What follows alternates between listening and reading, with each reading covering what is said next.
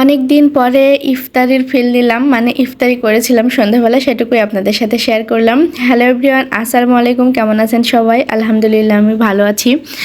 আর এই যে দুপুরের রান্নাবান্নার আয়োজন চলতেছে, সব কিছু বের করে নিয়েছি মশলাপাতি, তো রান্না করব। সেই মুহূর্তে আমার হাজব্যান্ড বলল নিচে আসো, কারণ ও হচ্ছে অফিস থেকে একটা কাজের জন্য এই দিক থেকেই যাচ্ছিল যেহেতু, তো রোড দিয়ে বলল কি তোমাদের একটু নামিয়ে দিব, গাড়িতেই যেহেতু যাচ্ছি, বাচ্চারা বাসায় জ্বালাতন করতেছে, তো একটুখানি আসো। তো মাঝে মাঝে কিন্তু আমরা এরকম করি, কোনো কাজে গেলে এপাশ দিয়ে, তো সেই সময় আমরা আবার 2-4 মিনিট একটু ঘুরি।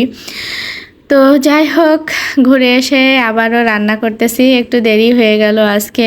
তো ওটা কোনো ব্যাপার না, মাঝে মধ্যে কিন্তু এরকম একটু রিল্যাক্স দরকারও থাকে। তো আমি আজকে আবার ডাল দিয়ে রান্না করতেছি, আর মুরগি রান্না করব। বেশি কিছু রান্না করব না, এই গরমে বেশি রান্না বান্না একদমই খেতে ইচ্ছা করতেছে না। রান্না করলেও অনেকটা থেকে যাচ্ছে, এই কারণে অনেক বেশি আইটেম রান্না করা ঠিকও হবে না। তো এই মুরগিটা আমি বরাবরই হাতে মেখে রান্না করি। এই শক্ত মুরগিটা কিন্তু হাতে মেখে রান্না করলে অনেক মজা লাগে, দেশি মুরগির মতোই লাগে। আমি হচ্ছে এই মুরগিটা অনেক বেশি পছন্দ করি, কিন্তু যে রোস্টের যে মুরগিটা থাকে পাকিস্তানি, ওই মুরগিটা কিন্তু আমার অত বেশি ভালো লাগে না, নরম প্রকৃতির। তো রান্না করতে করতে 1 কাপ কফি খেয়ে নিলাম, বাসায় এটা ছিল, তো খাওয়াই হচ্ছিল না। আমার আবার অত চা বা কফি খাওয়ার নেশা নাই, একটু কম।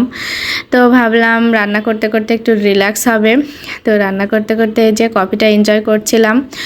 তো খাওয়া শেষ করার আগে আবার রান্নাটা দেখছিলাম, কারণ রান্না করতে করতে অতটা সময় দেওয়া যায় না, হয়তো বা 2-1 মিনিট এরকম হাতে থাকে। তো খাইতে খাইতে আবার রান্নাটা দেখছিলাম, কারণ পুড়ে যেতে পারে। মাংসটা আমি বসিয়ে দিয়েই কফি খাচ্ছিলাম আর রান্নাটা দেখছিলাম। মুরগির মাংসটা রান্না হতে কিন্তু অনেক বেশি দেরি হয়, এই কারণে এই মুরগিটা রান্না করতে একটু ধৈর্য নিয়ে করতে হয়। বাট আমি কিন্তু প্রেশার কুকারে দিই না, প্রেশার কুকারে দিলে আমার কেন জানি না মুরগি বা হাঁসের মাংস একদম ভালো লাগে না, নরম হয়ে যায়। পাশের চুলায় তরকারিটা রেখেছিলাম, আর এই চুলাতে আমি মুরগির মাংসটা কষিয়ে নিচ্ছিলাম, আর সাথে 3টে হাঁসের ডিম দিয়েছি। এভাবে ডিম খেতে আমার ভালো লাগে। আমার কিন্তু হাঁসের ডিম সিদ্ধটা একদমই পছন্দ না, তো আমি কিন্তু মাংস রান্না করলে এভাবে ডিমটা সিদ্ধ করে মাংসের ভেতরে দিয়ে দিই, তো খাইতে কিন্তু একদম খারাপ লাগে না, রুচিও থাকে। মাঝে মাঝে আমি এরকম করি। আর মুরগির মাংস কষানো হয়ে গিয়েছে, এখন আমার ছেলের জন্য একটু উঠিয়ে ভাতের সাথে রেখে দিচ্ছি, ও খাবে এখন। রান্না বসিয়ে আমি ওকে খাইয়ে দেবো, কারণ ওর অনেক ক্ষুধা পেয়ে গিয়েছে। তো ওই কষা মাংস ঝোল দিয়ে ভাত খাইতে কিন্তু ভালোই লাগে। ছোটোবেলায় আমার আম্মু আমাকে অনেকবার এভাবে খাওয়াতেও মনে পড়ছিল। সন্ধ্যা হলেই মনে হয় স্বামী সন্তানের জন্য কি নাস্তা বানাবো, কি করব, এরকম একটা ফিল হয় আর কি। তো যাই হোক, একটু পিঠা তৈরি করতে ইচ্ছা করছিল, আমিও ভাবলাম একটু খাবো। পাতলা গুড় দিয়ে খেতে ভালোই লাগে, আবার মাংসও ছিল, কিন্তু পোড়া কপাল, পিঠাটা একদমই ভালো হয়নি।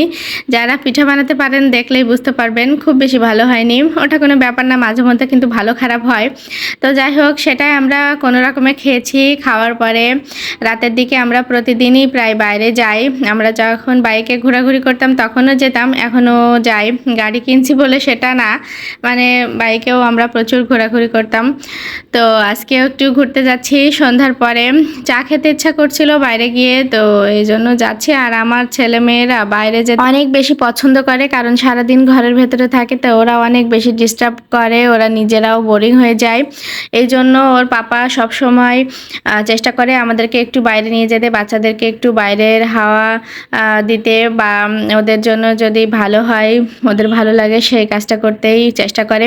তো যে এখানে আসছিলাম, মানে মোহাম্মদপুর কৃষি মার্কেটের সাইডে, অনেকেই চিনবেন, এদিকে হচ্ছে অনেকেই চা খেতে আসে, আড্ডা দিতে আসে। তো এখানে এত বেশি ভিড় ছিল, 10টা বাজে রাত, কিন্তু এত বেশি ভিড় ছিল, চাটাই শেষ হয়ে গেছিলো দোকানে, এরকম একটা অবস্থা, প্রচুর পরিমাণে ভিড় ছিল। এখানে অনেকেই আসে রাতে। তো এই যে আমরা একটু হাঁটছিলাম, আমার বাচ্চা দুটো ওদের পাপার হাত ধরে হাঁটছিল, ভালো এনজয় করছে আলহামদুলিল্লাহ।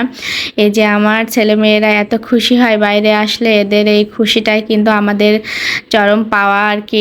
ওদের খুশি দেখলে কিন্তু আমাদের মনটা এমনিতেই ভালো হয়ে যায়। তো এই যে খুব বেশি আনন্দ করেছে, ওদেরকে খুশি করতে পেরেছি, তার মানে আমরাও খুশি হয়েছি আলহামদুলিল্লাহ। আজকের ভিডিওটি এই পর্যন্তই ছিল। আল্লাহ হাফেজ।